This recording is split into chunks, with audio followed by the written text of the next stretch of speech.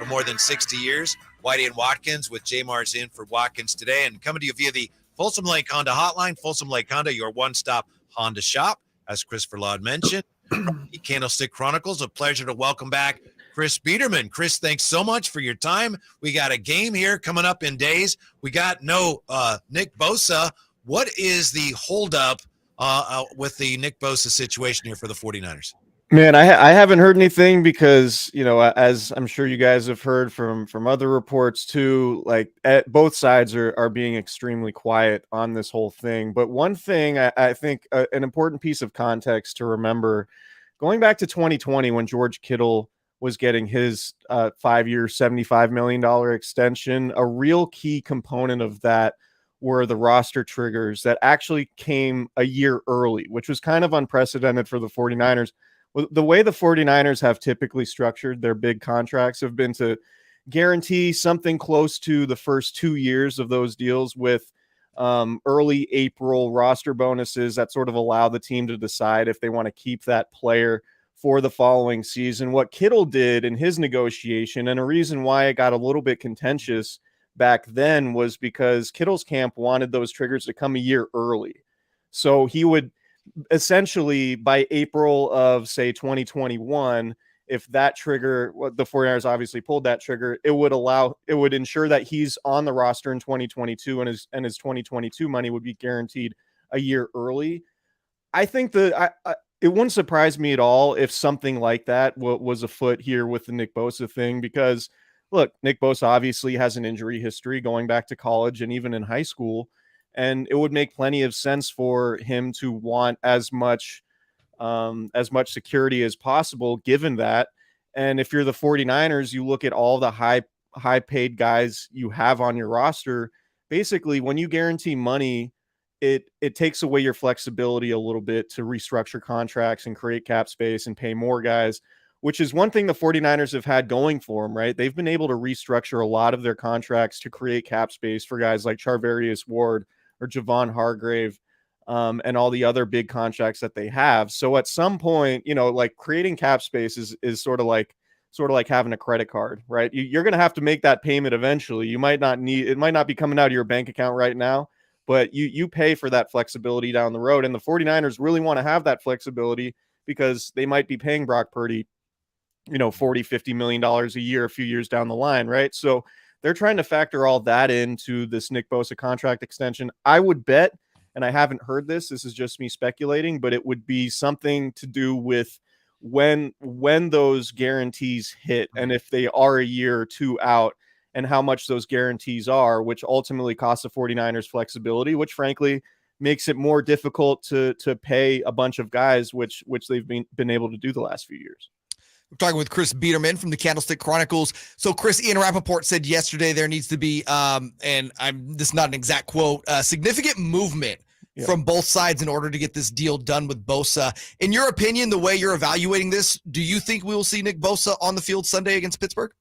I honestly have no idea. I think, deadline spur action, right? And so obviously the 49ers, you remember last year when Nick Bosa missed the game against the Atlanta Falcons, and the Falcons ran for 168 yards in a 14-point 49ers loss. Nick Bosa is obviously an incredibly important player as a pass rusher, but I think what goes underrated about his game is how good he is at setting the edge and being a run game player. And when you can run on the 49ers or on anybody in the NFL, you're going to be successful because you're like the baseline for playing defense in the NFL starts with the run. We can talk about it being a passing league, but if you can't stop the run, you're not going to stop anybody because that sets up play action and all of those things. So Nick Bosa's value to the team, I think, was encapsulated in that game because of how different the defense looked, because the Falcons were able to just run on the edges the entire game. And the 49ers lost by 14 points to a team that went 7-10.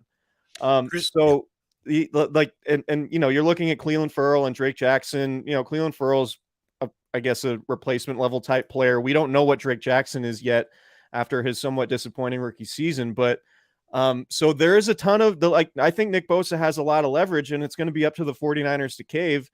And, I think what's interesting about it is they've talked so much about being all in on this season and this core group of players that you might have to sacrifice some of your future flexibility. And that might mean having to trade some guys for draft picks instead of giving them, second, third contracts going forward. And that's a concession I think the 49ers are going to have to make. Does that mean they'll make it, it's Tuesday? Will they make it today or tomorrow so Nick Bosa can get on the practice field? I don't know. Your guess is as good as mine. I wouldn't put it past Nick Bosa or his camp to just say, no, we're holding the line. We're not making any concessions until you come to us with what we want, and we're willing to miss games because of it. So, your guess is as good as mine. I wish I had a better answer for you, but it wouldn't surprise me if he didn't play week 1. Put it that way. Chris Biderman, nice enough to join us from Candlestick Chronicles as he's going to throughout the season. I know the 49ers are talking about the importance of getting off to a good start this year. We also know that the last couple of years they didn't get off to a good start. Ultimately, it didn't matter that much. So, in your estimation, how important is it for them this season to get off to a better start than they've gotten off to the last couple of years? Yeah, I mean, they went 3-4 last year. I think they started 4-6 in 2021. Yeah, or 3-5 in 2021, and that was just, you remember that season having to go to Dallas, to Green Bay, to the Rams, like that. All that stuff matters, right? It's a lot more difficult to win in the playoffs when you have to go on the road all those times. And we saw in 2019, obviously, when they were the number 1 seed, they had a relatively easy path beating the Vikings and Packers at home to get to the Super Bowl. So obviously the stakes are higher with only one team getting the bye. And after a 17-week schedule, it's really important for these teams to try to get a bye in the first round of the playoffs, because it is an advantage because now only one team gets it. So, yeah, getting off to a better start has to be super important for them, because those early losses have cost them seeding, which has made their, if the NFC Championship game, for example, was in San Francisco, does it look different than what it was for in Philadelphia, obviously, and going back to the NFC Championship game in LA against the Rams, obviously it would have been more important or it would have been helpful to have that at Levi's Stadium for the 49ers. So, yeah, I think when it comes to getting off to a better start, it's all about seeding for them. And if they could get that first round bye, it's such a huge advantage on top of home field. So that's really what I look to is Kyle Shanahan's teams have typically played at their best football in November and December. But now I think it would be a pretty marked change for them to start doing that in September and October. And I think they could, and I think they understand the urgency with that. But to your point, it's a good one. They really have to get off to a better start this season. Chris, another storyline going into week 1 is obviously the kicking situation with Jake Moody still dealing with a right quad injury. I know he was kicking at practice yesterday.